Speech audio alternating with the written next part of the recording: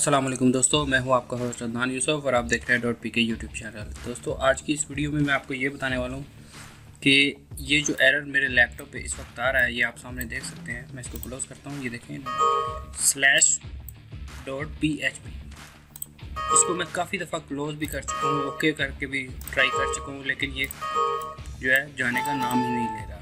तो मैंने सोचा कि मैं भी कोई और मेरी तरह ऐसे दोस्त हो जिसको ये मसला आ रहा हो, तो मैं वीडियो बना के शेयर कर देता हूँ ताकि किसी की मदद हो जाए।